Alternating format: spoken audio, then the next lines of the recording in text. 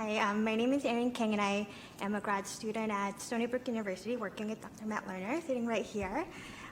So my work has been centered around this basic question of why do kids struggle with making social bonds, and why is it so difficult for some kids to make friends and keep friends? And these are crucial questions, as social development is really a vital part of person's overall well-being, as we just heard from John's talk. So I'm delighted to be sharing with you in this presentation some of the work that I've done, as well as where I'm headed in hopes to answer these questions. So to provide a framework, I'm continuously fascinated by how experiences can shape the brain's ability to process the social world, especially for developing youth. And it just so happens that in clinical youth populations, like children and adolescents with autism spectrum disorder, which I'll say ASD from now on, we see that having trouble with forming social bond is very common, and it just happens in this population. And contemporary models suggest that brains of children and adolescents with neurodevelopmental disorders like ASD are wired differently from those who are typically developing. And it is possible that these atypical development that we see in these children in their social development may reflect their different capacity for plasticity or their ability to modify their existing connections to adapt to new kinds of experiences across development. So I have been focusing on looking at some of the dispositional factors that these children demonstrate, as well which might lead them to have altered patterns of how they interact with their environment, and which can in turn lead to abnormal development of neural circuitry over time. So gaining deeper understanding of these altered patterns hopefully can help us to innovate and refine interventions for improving social functioning. So just highlighting some of the works I've done to examine each of these areas. So as I mentioned earlier, youth with ASD experience social deficits, and so they may serve as naturally occurring experimental conditions to really examine factors that relate to social functioning and possibly the effects of altered neuroplasticity. So in terms of the dispositional factors, one example is their atypical communication characteristic, which is commonly seen in youth with ASD. So I conducted a study in looking at clinic-referred youth with and without ASD, and this study was published in JCCAP earlier this year. And so the results of the latent class analysis suggested that youth with ASD appear to be grouped in these different patterns based on their communication difficulties. And these groups actually demonstrated differences in how they interact with their environment. So, of course, they differed in their symptoms of ASD, but also rates of other mental health issues like ADHD, depression and anxiety, and also their educational and social outcomes, like they want to make more friends, but they're having difficulty making friends. So I believe capturing these unique profiles of their different dispositional factors like communication characteristics and how they differently interact with their environment is useful to predict outcomes and consider appropriate interventions. And going back to the framework, so I do believe the difference in how these youth interact with their environment and react to the experiences really leads to further divergence in their neural circuitry development. So on the neural level, I conducted studies examining the role of experience in neural development and plasticity, as well as potential neural markers of social information processing in ASD, including the first meta-analysis demonstrating atypical and 170 event-related potential response to faces. And, And as I mentioned, one of the overarching goals that I have for my research program is to innovate and refine interventions by capitalizing on the knowledge that I've talked about so far.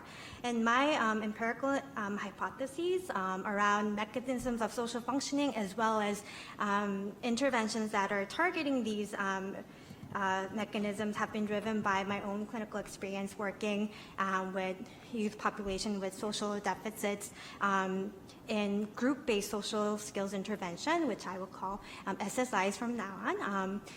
And it's one of the most widely used approaches for social deficits in ASD. So on the intervention level, I co-authored another meta-analysis really looking at the efficacy of SSI, and we found medium overall effect size.